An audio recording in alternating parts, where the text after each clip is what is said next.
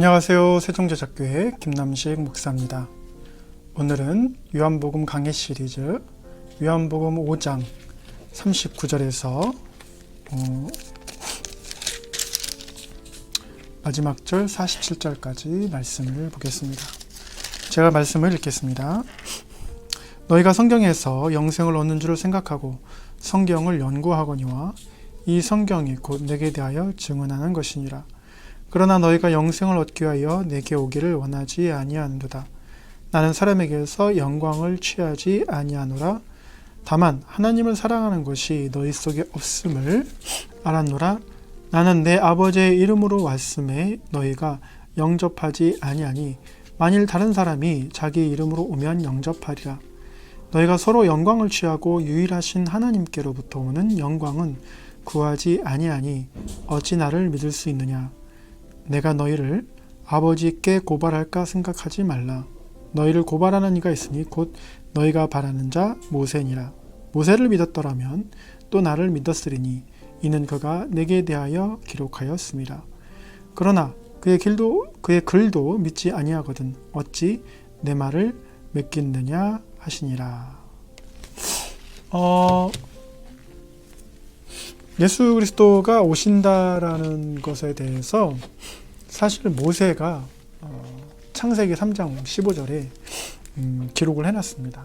그래서 여자의 후손이 뱀의 머리를 상하게 할 것이다 라는 이제 그 창세기 3장 15절 말씀을 이제 유대인이라면 제대로 된 유대인이라면 이제 모세오경 창세기, 출애굽기, 레위기, 민수기, 신명기 이 토라를 외워야 되거든요.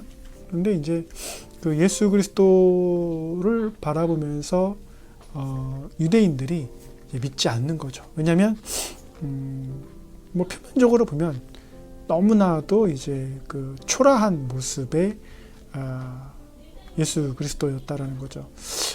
정확히 말하면 예수 그리스도의 모습의 초라한 모습이 뭐냐면 그 초라한 배경이죠.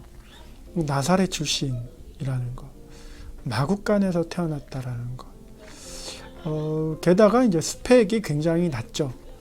뭐 유명한 그 율법사 밑에서 율법을 배운 것도 아니고, 특별히 이제 바울 같은 경우는 이제 가말리엘 문화에서 이제 율법을 배웠다 이런 말을 하고, 또 로마의 시민권자이고 뭐 이러면 이제 예수님과 비교했을 때는 상당히 스펙이 크죠. 그런데 바울은 이제 원래 이름이 사울이었는데 사도행전 이제 9장에서 사울아 내가 어찌하여 나를 핍박하느냐 이런 이제 예수님의 말씀을 듣고 나서 사울 즉 큰 자라는 이름의 뜻에서 바울 아주 작은 자라는, 그래서 예수 그리스도에 비해서 자기는 굉장히 작은 자다.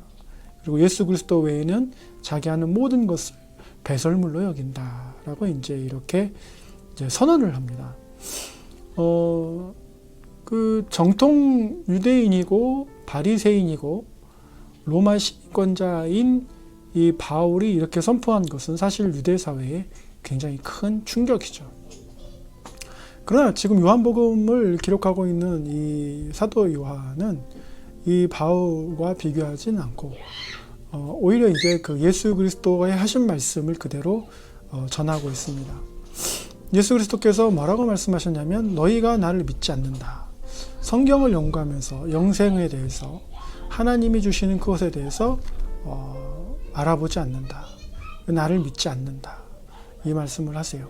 그러면서 뭐라고 말씀하시냐면 내가 너희를 아버지께 고발할까 염려하지 말아라.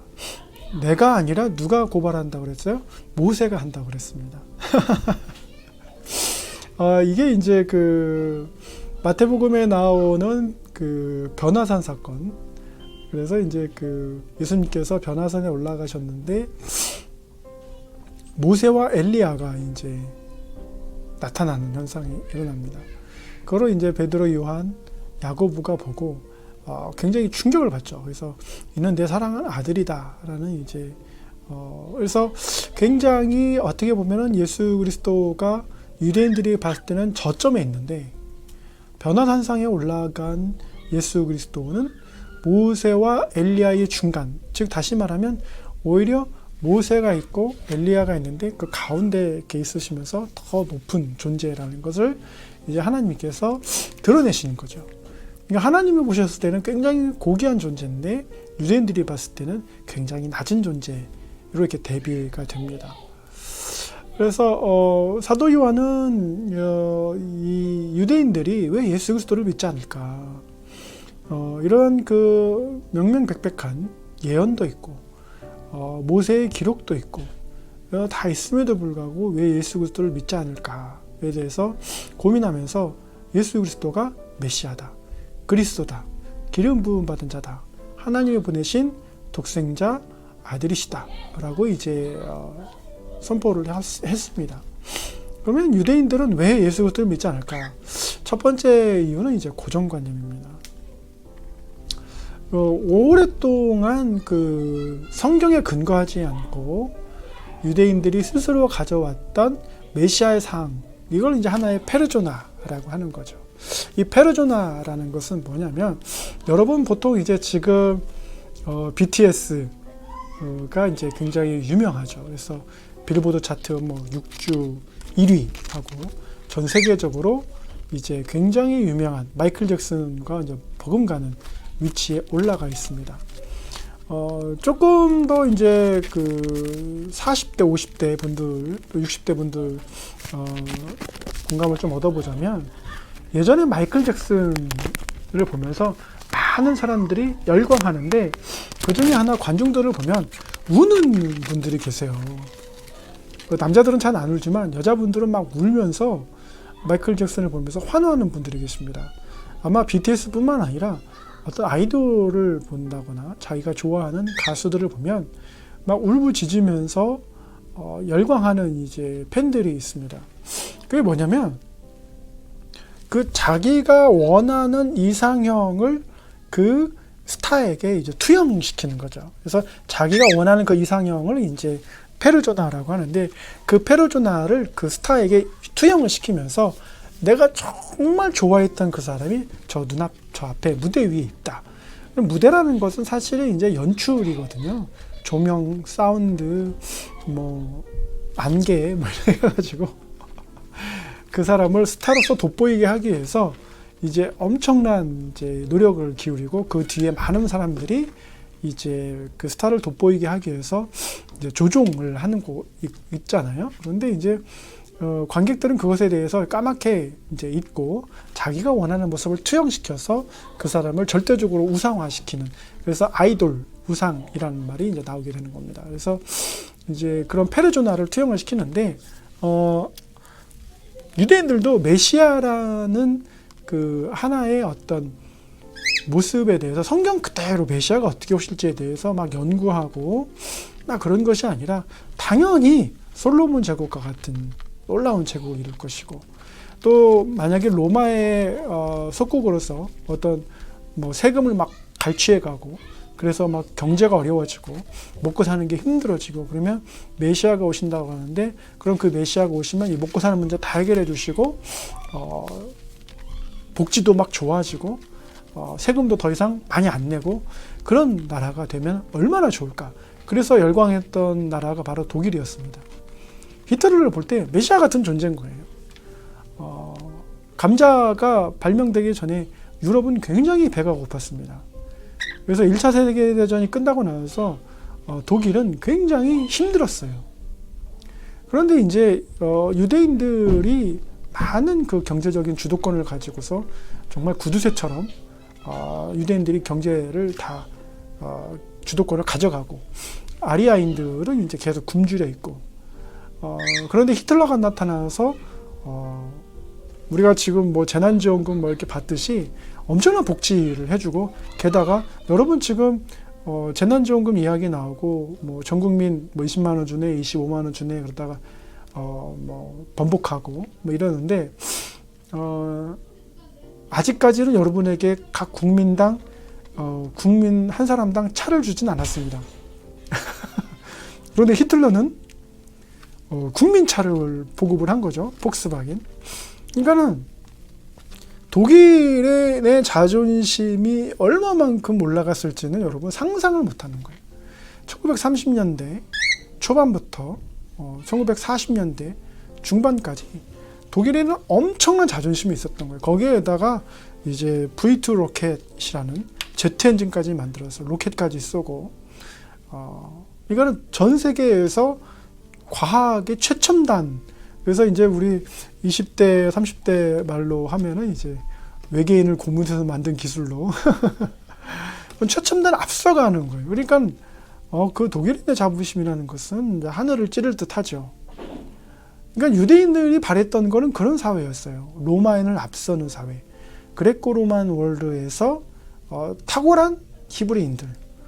그 히브리인을 만들 수 있는 자는 메시아. 그러니까 그 메시아는 어때요? 당연히 탁월해야죠.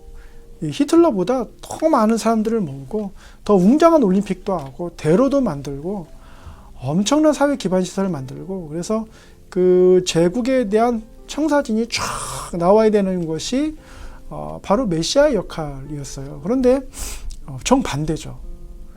메시아가 오셨는데 마국간에서 태어났다 그러고, 메시아가 오셨는데 이집트로 피신 갔다가 왔다 그러고, 또 메시아가 오셨는데 나사렛이라는 아주 보잘것없는 가난한 동네에서 자랐다고 그러고, 메시아가 오셨는데 로마의 그 압박이라든지 속국에서 벗어나야 되는데 바리새인들이 물어봤을 때 시저의 것은 시저, 즉 가이사, 시저의 것은 시저에게, 하나님의 것은 하나님에게. 그러니까는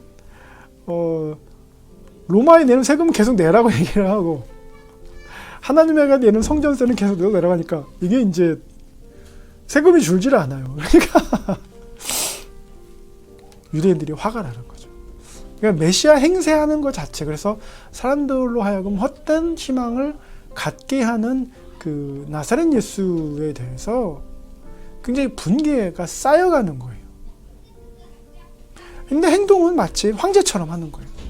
오병이어 막 기적 베풀고, 무리를 걷고, 한센병 환자를 낫게 하고, 죽은 나사로를 살렸다고 막 하고, 그런 소문은 무성하고 기적은 막 일어나는 것 같은데 실질적으로 내 삶은 나아지지 않아요. 오늘날로 이야기하면 내 아파트 값이 올라가지 않고, 네 잔고의 통장에 잔고가 올라가지 않고, 경기가 활성화되어서 매출이 올라가지 않고 계속 희망 고문만 하는 것 같은 거예요. 그런데 나중에 보니까 이제 황제의 반역, 비밀결사라는 제목으로 로마인에게 붙잡혔을 때 드디어 이제 결정의 시간이 온 거예요. 어떻게 했냐면 이 예수 그리스도가 이제 뭔가 보여줄 것이다. 뭔가 하나님이 아니라면 뭔가 보여줄 것이다.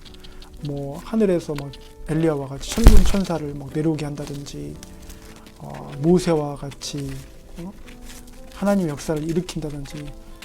왜냐하면 변화산에서 모세와 엘리야가 막 옆에 있었다고 하니까 보지 못했고 얘기를 들었으니까 뭔가 할 거 알았는데 어떻게 했어요? 예수님께서 로마 병사에게 주먹질을 당했어요. 침뱉음을 당하시고 쇠갈고리가 달려있는 채찍으로 맞으시고, 그러면서 사람들한테 큰 조롱거리가 돼서 이제 해골의 언덕이라는 골고다까지 끌려가십니다. 그 순간까지만 해도 유대인들은 혹시나 하는 마음이 있었어요. 혹시나. 그래서 제가 전에 나눴던 십자가를 목격하는 사람들 중에 시리즈 중에 하나가, 거기에 이제 지나가는 사람들, 지나가는 사람들이 있는데, 그 지나간 사람들이 그래도 메시아라고 했다면 뭔가 보여줄 것이다. 저 십자가에서 내려와서 로마 병사들을 다 없애고 로마 황제를 없애고 순식간에 이스라엘을 솔로몬 제국보다 더 뛰어난 제국으로 만들 것이다. 막 기대감이 없지 않아 있었어요. 그래서 가서 본 거예요. 그래서 어떻게 끝내 예수 그리스도는 어찌하여 나를 버리시나이까 라는 말을 하고 다 이루었다 하시면서 숨을 거두십니다. 이거는 사람들이 나무에 달려 죽은 자는 저주받은 자라고 레위기에서 그랬거든요. 그러니까 유대인들이 더 배신감이 큰 거예요. 십자가에서 내려올 줄 알았는데, 심지어는 왼편에 있는 강도가 너 내려와서, 같이 매달려 있는 왼편의 강도가 내려와서 너희 자신을 구원하고 네가 하나님의 아들이라면 좀 보여봐라. 그리고 우리도 구원해라.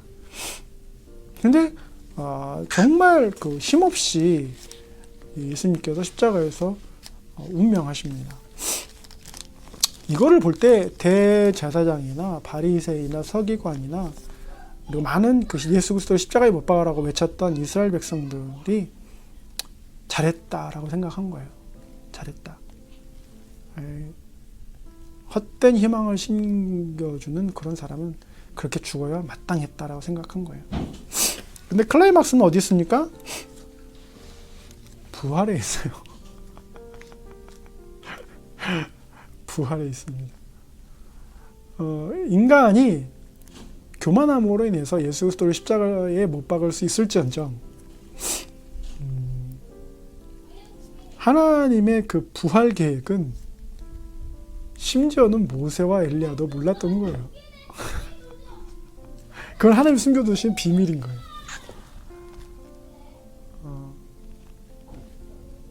그래서 이 말도 안 되는 이 부활의 소문이 대제사장이나 서기관이나 바리새인들에게 들렸을 때 경악할 수밖에 없었던 거예요. 아니 이런 모든 그 민심의 혼돈의 이 뿌리를 제거했다고 생각했는데 더 큰 혼란이 오는 거예요. 그런데 더 놀라운 건 뭐예요? 그걸 봤다는 사람들이 점점 많아지는 거예요. 게다가 어떤 사람들이 나타나요? 승천했다라는 것이 나오는 거예요. 더 놀라운 건 뭐예요?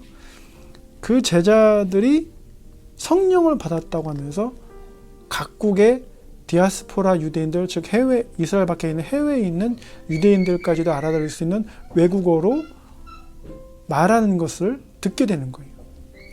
그리고 가장 더 놀라운 것은 예수님이 체포됐을 때 다 도망갔던 제자들이 어때요? 내가 사람을 좋게 하랴 하나님을 좋게 하랴 그러면서 담대하게 얘기하면서 예수 그리스도가 메시아다라고 선포하면서 어떻게 해요? 기꺼이 순교해요. 더 놀라운 건 뭡니까? 그들이 죽었음에도 불구하고 그의 제자들이 어떻게 해요? 예수 그리스도는 메시아다라고 그러면서 어떻게 해요? 계속해서 순교하는 거예요. 언제까지? 기독교가 로마의 국교가 될 때까지. 그리고 로마 제국이 망했어도 기독교에서 예수 그리스도가 메시아다라고 21세기에도 선포하면서 순교하는 이집트의 콥트 기독교들이 있는 거예요. 도대체 이 파워는 어디에 있는 겁니까? 우리가 아무리 예수 그리스도를 부정하고 아무리 많은 거짓 선지자들과 거짓 그리스도라고 말하면서 신천지의 이만이라든지 정명석이라든지 뭐 안상홍 하나님의 뭐 증인이라든지 저한테 페북 메시지로 보내는 증산도라든지 도를 아십니까 말하고는 대순지가 있다든지 그런 사람들이 수만 명의 뭐 수십만 명 수백만 명 있다 할지라도 예수 그리스도가 메시아라는 것 그 진실은 변하지 않고 있다라는 거죠. 신천지도 사라집니다. 다른 이름으로 나타날 수도 있습니다. 예전에 그 종말론을 얘기했던 다미선교회가 흩어지고 다시 다른 이단으로 이합 집산하는 거 그럴 수 있습니다. 수많은 신흥 종교들이 나타날 수 있습니다. 그러나 예수 그리스도가 메시아라는 것, 그 예수 그리스도가 오셔서 이 땅에 믿는 자에게는 영생을, 믿지 않는 자에게는 영원한 심판을, 이거는 변하지 않는 거예요. 왜요? 시작이 있으면 끝이 있습니다. 창세기 1장 1절에 뭐라고 합니까? 태초에 in the beginning 하나님이 천지를 창조하시니라. 여러분 in the beginning 태초에가 있으면 요한복음 21장에 주 예수여 어서 오시옵소서 끝이 있는 거예요. 예수님께서 뭐라고 말씀하세요? 난 처음이자 끝이자 즉 알파와 오메가라고 말씀하시는 거예요. 처음과 끝이에요. 그러니까 시작이 있으면 끝이 있습니다. 그런데 우리가 그걸 모르는 거고, 들어도 부정하는 거고, 들어도 신경 안 쓰는 거예요. 그런데 여러분 태어났으면 죽지요. 죽음이 얼마나 허망하게 오는지 아십니까? 옆에서 겪어보지 못하면 잘 모릅니다. 당연히 내일도 오늘처럼 살 것 같고 모레도 오늘처럼 살 거라고 생각을 합니다. 그러나 죽음이 오는 것은 순서가 없습니다. 그리고 죽음 이후에 어떤 일이 벌어질지에 대해서는 많은 다른 타 종교들은 이렇게 저렇게 말을 하지만 예수 그리스도는 뭐라고 말씀하세요? 심판이 있다고 말씀하십니다. 예수 그리스도를 믿지 않는 자들에게는 영원한 심판이 있다고 얘기하십니다. 그것이 SF 같고 거짓말 같고 쓸데없는 어떤 광신적인 신념이라고 생각하셔도 좋습니다. 그런데 죽음은 팩트로 찾아옵니다. 죽음은 누구도 피할 수가 없습니다. 예수님께서는 영생에 대해서 말씀을 하세요. 인간이 어떻게 하면 영원히 살 수 있을까? 영원한 생명. 그건 하나님이 이미 인간을 창조하실 때 디자인했던 삶입니다. 그러나 인간의 죄로 말미암아서 그 영생이 박탈된 거죠. 왜요? 죄는 하나님과 함께 공존할 수 없기 때문에, 하나님은 거룩하신 분이기 때문에 그렇습니다. 오직 성경이 이러한 그 인간에게 가장 필요한 근본적인 진리를 이야기해주고 있습니다. 불교처럼 공적시생을 추구하고 싶으셔서 하지만 성경에는 뭐라고 나오죠? 인간의 마음에는 뭐가 있다? 죄의 소원이 있어요. 예수 그리스도가 아니면 그 죄의 소원을 다스릴 수 있는 방법이 없습니다. 힌두교라든지 이슬람이라든지 어떠한